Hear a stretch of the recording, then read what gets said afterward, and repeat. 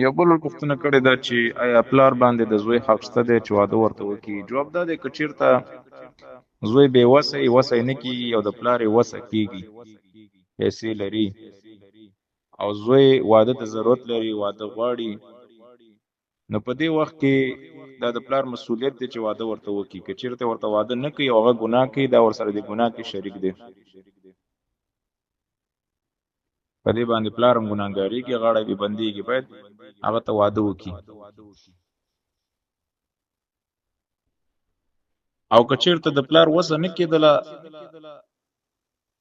او د زوی وسه کېدله، خپله ځان ته واده کولی شي، په دې وخت کې د پلار غاړه خلاصه ده. بیا په ده باندې واده کول واجب نه دي. خپل زوی ته باید خپله ځان ته واده وکړي، ځکه وسه یې لري، خپله د ځان ته واده وکړي. او که چېرته نه کوي، د زوی خپله وسه کېږي، واده نه کوي، نو په دې کې بیا زوی ګناهګار دی. البته دومره خبره ده که چېرته یو زوی وسم لري، او زمونږ ټولنه داسې ده چې یو سړی په خپله مرکه نشي تللی چې ځان دپاره یو جینۍ وغواړي، نو په دغه صورت کې پلار دپاره دا ضروري ده چې هغه د زوی په مرکه باندې لاړ شي.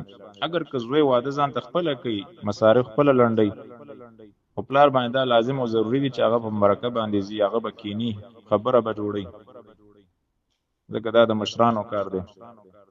نو دې کې به پلار داسې نه وایي چې وسه دې شته دی، ځان له خپله وکړه، ځه لاړ شه، او ښځه هم ځان ته خپله لټوه، مرکه هم خپله وکړه، نو داسې کېدلی نه شي.